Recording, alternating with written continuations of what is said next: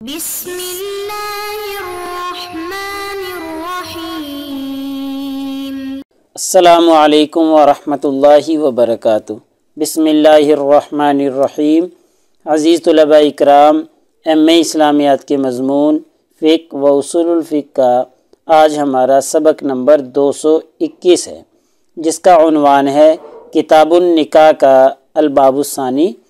اور انشاءاللہ آج ہم المسألۃ الخامسہ سے پڑھیں گے۔ یعنی آج ہم 9 مسائل جو اختلافی رضاعت کے بارے میں مصنف نے بتلایا تھا کہ 9 اختلافی مسائل بیان کیے جائیں گے، ان میں آج ہم 5واں مسئلہ پڑھنے جا رہے ہیں۔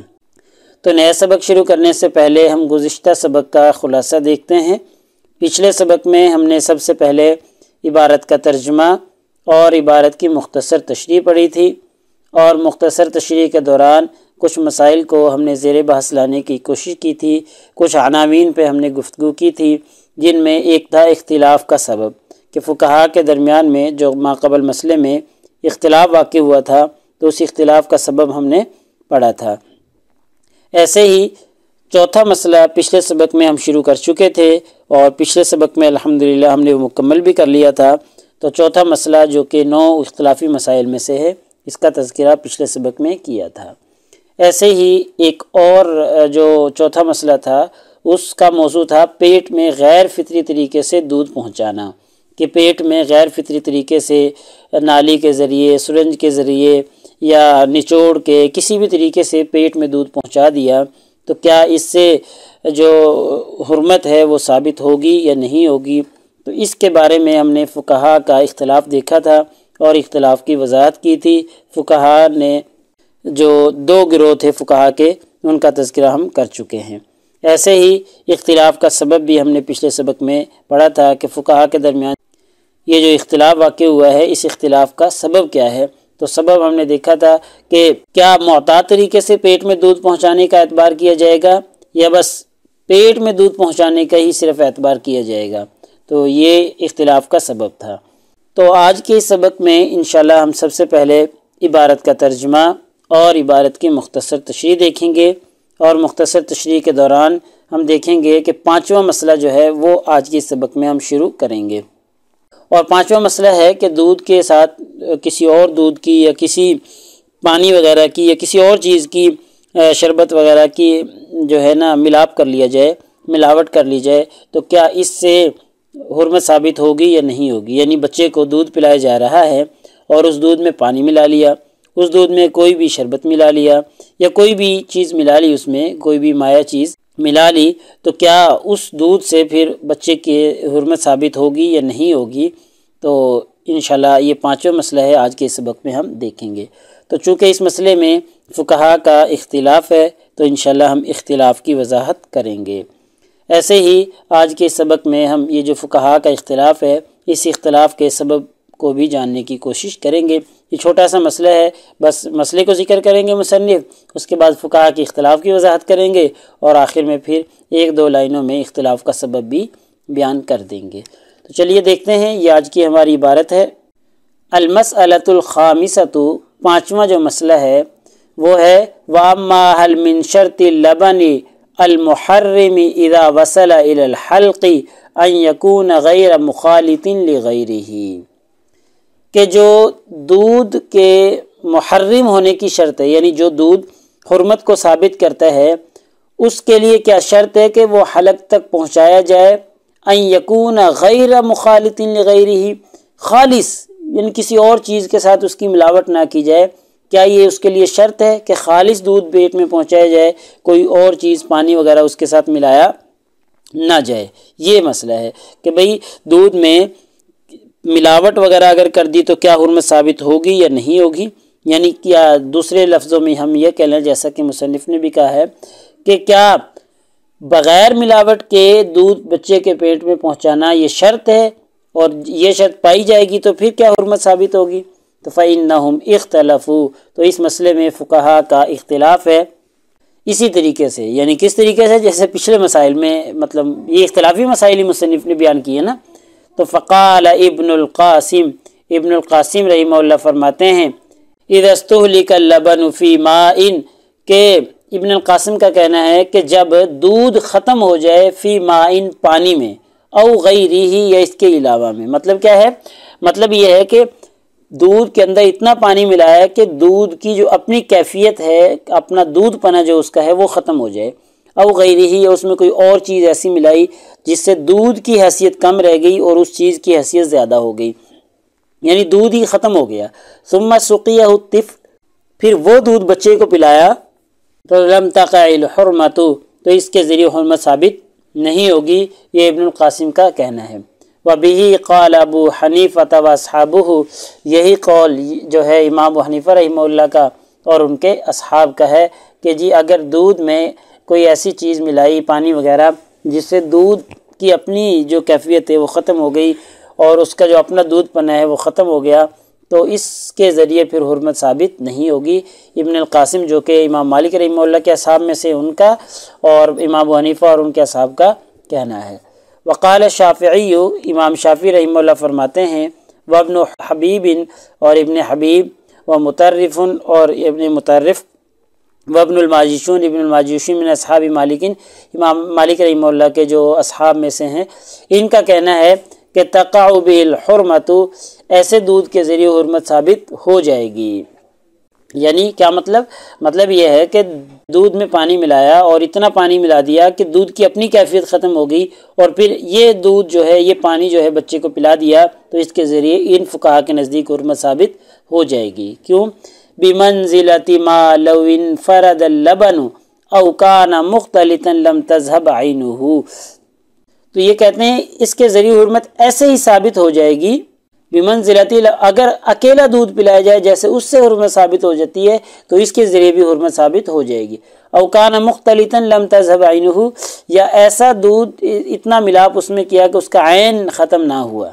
ٹھیک ہے، ایسا امیزہ جس سے دودھ کا عین ختم نہیں ہوا، جس میں دودھ ختم نہ ہوا، تو ایسا دودھ پلا دینے کی وجہ سے، مطلب جیسے خالص دودھ پلانے کی وجہ سے حرمت ثابت ہوتی ہے، ایسے ہی یہ پانی کی ملاوٹ والا دودھ پلانے سے بھی حرمت ثابت ہو جائے گی۔ تو یہ دو گروہ ہو گئے فقہا کے، ایک کا کہنا تھا کہ ملاوٹ کر دی اور اس کا عین ختم ہو گیا اور اپنا دودھ پنا جو ہے اس کا وہ برقرار نہ رہا تو پھر حرمت ثابت نہیں ہوگی، اور ایک گروہ کا کہنا ہے کہ حرمت ثابت ہو جائے گی۔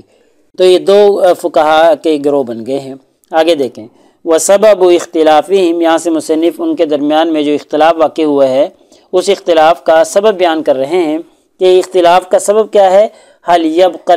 للبن حکم الحرمت اذا اختلط بغیرہ ام لا يبقى به حکمها، اختلاف کا سبب یہ ہے کہ کیا حرمت کا جو حکم ہے وہ ایسے دودھ میں باقی رہتا ہے اذا اختلط بغیرہ، جس میں کسی اور چیز کی ملاوٹ نہ کی گئی ہو، ام لا يبقى به حکمها، یا حرمت کا جو حکم ہے وہ باقی نہیں رہتا۔ مطلب یہ ہے کہ جو دودھ کی حرمت کا حکم ہے وہ باقی رہتا ہے جبکہ اس میں آمیزش ہو یا نہ ہو، ٹھیک ہے، یعنی اس میں کوئی کسی اور چیز کو ملایا گیا ہو تب یا نہ ملایا گیا ہو تب جو حرمت کا حکم ہے وہ باقی رہتا ہے یا نہیں رہتا، اس میں اختلاف ہے، ٹھیک ہے۔ بات سمجھنے کی کوشش کریں کہ جو دودھ ہے اس میں جو حرمت کا حکم ہے اس میں دودھ میں اگر کسی چیز کو ملا دیا جائے تب بھی وہ باقی رہتا ہے یا نہ ملایا جائے تب باقی رہتا ہے، یعنی کس صورت میں باقی رہتا ہے کس صورت میں باقی نہیں رہتا۔ تو کل حال فی النجاستی، جیسے نجاست میں نجاست کا حال ہے کہ اذا خالت الحلال طاہرہ، جب نجاست میں کوئی حلال اور طاہر چیز مل جائے، ٹھیک ہے، تو جیسے اس میں مسئلہ بنتا ہے تو ایسے ہی کیا دودھ میں جب کوئی چیز ملا دیں گے تو اس سے حرمت ثابت ہوگی یا نہیں ہوگی، حرمت کا جو حکم ہے وہ باقی رہے گا یا نہیں رہے گا۔ تو یہ اختلاف کا سبب ہے یہاں تک کہ اختلاف کس وجہ سے واقع ہو رہا ہے کہ حرمت کا حکم چیز کو ملانے سے باقی رہتا ہے یا باقی نہیں رہتا۔ یہاں سے مصنف اپنی طرف سے ایک بات بیان کر رہے ہیں اور بڑی نقطہ والی بات بیان کر رہے ہیں، بڑی باریک بات اور اصولی بات بیان کرنے جا رہے ہیں اور فیصلہ کن بات ہے۔ والاصل، اور اصل بات یہ ہے، مصنف کہہ رہے ہیں کہ المعتبر فی ذالک، اس میں جو اصل بات ہے نا، معتبر بات ہے، وہ ہے انطلاق اسم اللبن علیہ، کہ دودھ کے نام کا اس پر اطلاق ہونا، کہ آیا اگر دودھ میں پانی ملا دیا تو اب اس پانی اور دودھ کی جو ملاوٹ امیزہ جو تیار ہوا ہے اس پر دودھ کا اطلاق ہوگا یا اس پر پانی کا اطلاق ہوگا؟ اگر اس پر دودھ کا اطلاق ہو رہا ہے تو پھر ایسا دودھ پلانے کی وجہ سے حرمت ثابت ہو جائے گی، اور اگر لوگ اس کو پانی کہہ رہے ہیں دودھ نہیں کہہ رہے تو پھر اس سے حرمت ثابت نہیں ہوگی، ٹھیک ہے۔ تو اصل بات یہ ہے جو معتبر ہے کہ اس امیزے پر دودھ کا اطلاق ہوتا ہے یا نہیں ہوتا، جیسا کہ کالماء حل یطہر اذا خالطہ شیء طاہر، جیسے پانی کے بارے میں ہے کہ جب اس میں کوئی طاہر چیز، کوئی پاک چیز مل جاتی ہے تو کیا جب پاک چیز مل جائے تو کیا وہ پاک رہتا ہے یا نہیں رہتا، اس کو استعمال کیا جا سکتا ہے یا نہیں کیا جا سکتا؟ تو جیسے اس کے بارے میں جیسے پانی دیکھیں نا، اگر اس میں صابن مل جائے، حالانکہ صابن پاک ہوتا ہے، تو کیا آپ اس سے وضو کر سکتے ہیں یا نہیں کر سکتے؟ تو اس میں یہ کہا جاتا ہے کہ اگر اتنا صابن ہے کہ لوگ اس کو پانی نہیں کہہ رہے بلکہ صابن ہی کہہ رہے ہیں تو پھر اس کو استعمال نہیں کیا جا سکتا، اس سے وضو وغیرہ نہیں کیا جا سکتا۔ اور ہاں اگر اس کو لوگ پانی کہہ رہے ہیں، اس میں صابن کم ہے، تو پھر اس کو پانی سمجھا جائے گا اور اس کو استعمال کیا جائے گا۔ تو ایسے یہاں پر ہے کہ جس امیزے کے اوپر، جس دودھ اور پانی کا امیزہ جو تیار کیا گیا ہے، اگر لوگ اس کو دودھ کہہ رہے ہیں، دودھ کے نام سے یاد کر رہے ہیں تو ٹھیک ہے، پھر تو حرمت ثابت ہو جائے گی۔ اور اگر لوگ اس کو پانی کے نام سے یاد کر رہے ہیں، اس میں پانی زیادہ ہے، دودھ نہ ہونے کے برابر ہے، تو پھر چونکہ پانی کا اطلاق اس پہ ہو رہا ہے تو پھر حرمت ثابت نہیں ہوگی۔ یہ مصنف نے اپنی طرف سے ایک اصولی بات بیان کر دی ہے۔ تو لہٰذا آج کے اس سبق کا خلاصہ یہ نکلا کہ آج کے اس سبق میں ہم نے سب سے پہلے عبارت کا ترجمہ اور عبارت کی مختصر تشریح دیکھی ہے، اور مختصر تشریح کے دوران ہم نے دیکھا ہے پانچواں مسئلہ، یعنی پانچویں مسئلے کی ہم نے ابتدا کی ہے آج کے اس سبق میں، اور پانچواں مسئلہ ہے دودھ کے ساتھ ملاوٹ کرنا، یعنی دودھ کے ساتھ اگر کسی اور چیز کو ملا دیا تو وہ بچے کو پلایا تو کیا حرمت ثابت ہوگی یا نہیں ہوگی، اس کے بارے میں تفصیلات آج کے سبق میں ہم نے پڑھی ہیں۔ ایسے ہی اس کے بارے میں جو فقہا کا اختلاف تھا، ہم نے اختلاف کی وضاحت بھی کر دی ہے۔ دو گروہ بنے تھے فقہا کے، ایک کا کہنا تھا کہ حرمت ثابت ہو جائے گی، اور ایک کا کہنا تھا کہ اگر دودھ کم ہے، پانی زیادہ ہے تو حرمت ثابت نہیں ہوگی، ہاں اگر دودھ کی مقدار زیادہ ہے تو پھر حرمت ثابت ہو جائے گی۔ اور پھر ہم نے آخر میں اختلاف کا سبب بھی جاننے کی کوشش کی ہے کہ فقہا کے درمیان جو اختلاف ہوا ہے کیوں ہوا ہے، اس اختلاف کا اصل سبب اور اصل محرک کیا ہے، تفصیلات ہم دیکھ چکے ہیں۔ تو پیپر میں پوچھے جانے والے سوالات سے متعلق اگر ہم گفتگو کریں تو ایک سوال یہی ہے کہ جی مذکورہ عبارت کا ترجمہ اور تشریح کریں۔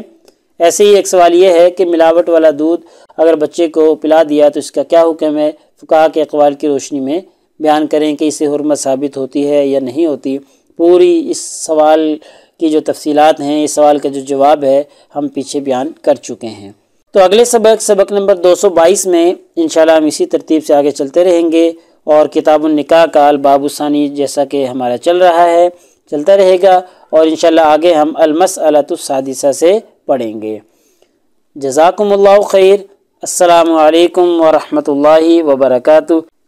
اللہ پاک آپ سب لوگوں کا حامی و ناصر ہو۔ اگلے سبق تک اجازت چاہتا ہوں۔ اللہ تعالیٰ آپ سب لوگوں کو کامیابیاں اور ترقیاں نصیب فرمائے۔